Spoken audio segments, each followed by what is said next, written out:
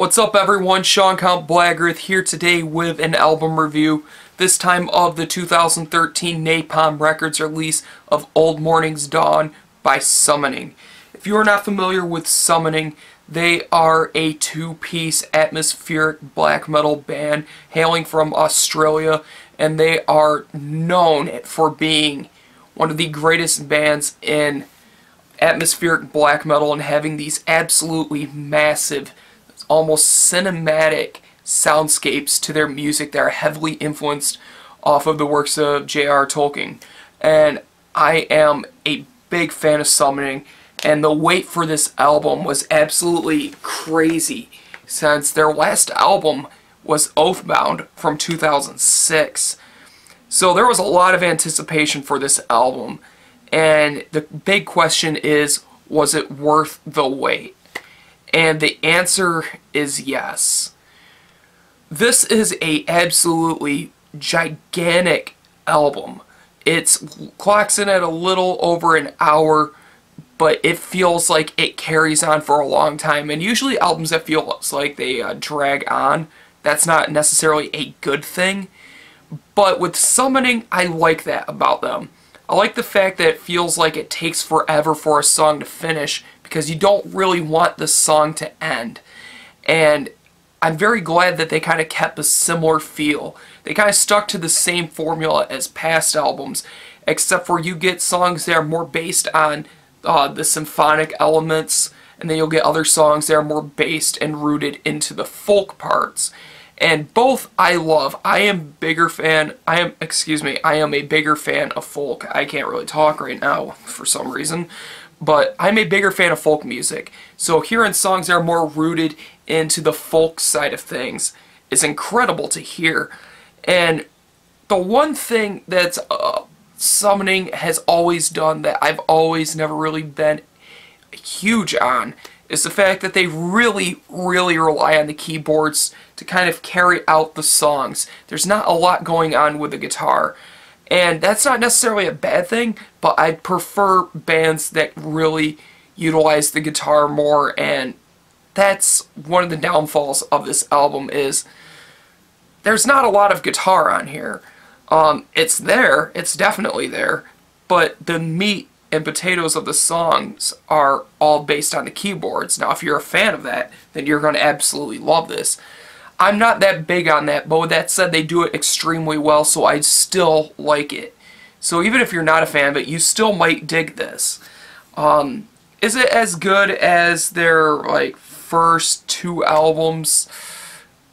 I don't really want to say yes or no on that, because only time can really tell if it will still remain as perfect as those albums. But this one so far, I must say, after having the promo for this for about 2 months now, I'm loving the hell out of this. There's so much going on in the keyboards, and that's something I'm really going to be talking about a lot, is these almost cinematic keyboards that are utilized throughout this record.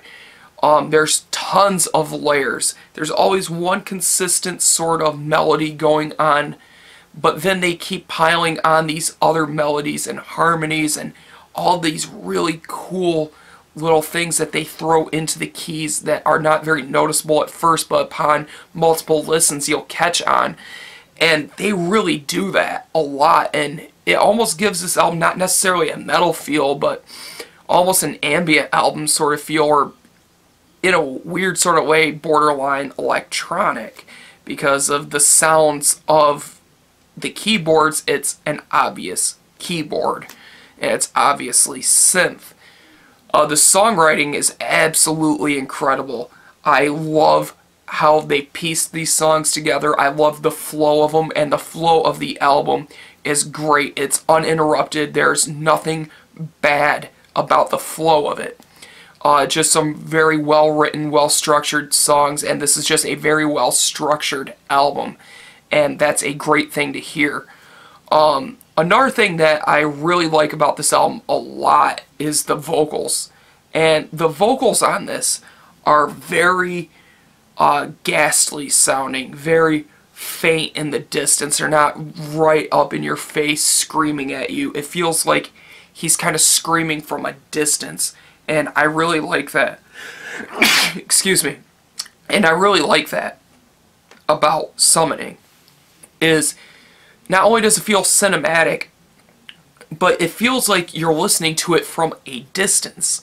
And I really dig that. That's something I like about bands like this, is especially in the style, is when a band kind of makes you feel like you're listening to it from a distance. That's really cool. It feels like he's on top of a mountain and I'm on the ground. I love that sort of thing. One of my biggest gripes, though, with this album is obvious drum machine is obvious, and obvious synth is obvious. I feel like it's way too thin. Like, the overall product, the production is extremely thin and tinny. It should be bigger, thicker, and fuller for a more cinematic experience. But in the end, it kind of just feels a little on the cheesy side. But at the same time, it's still so damn good, you kind of end up looking past that.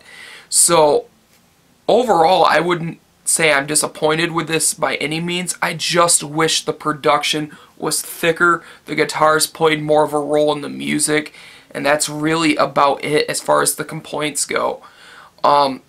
I really love this album, though, and I encourage you all to pick it up. I'm buying the vinyl of it as soon as possible. It's pretty expensive here in the US, but I need it, so I'm definitely going to pick it up. I recommend you guys pick it up as well, and also I recommend you watch Absent Productions' review of this, which will be in the description. He's doing a review of this. Check him out and subscribe to him. Great guy, great reviews, just definitely check it out. For a score, I'm feeling a light 8 on this. A very light 8. It's great in the songwriting department. There's a lot of memorable stuff on it. But overall, I wish it sounded more thick and full and big.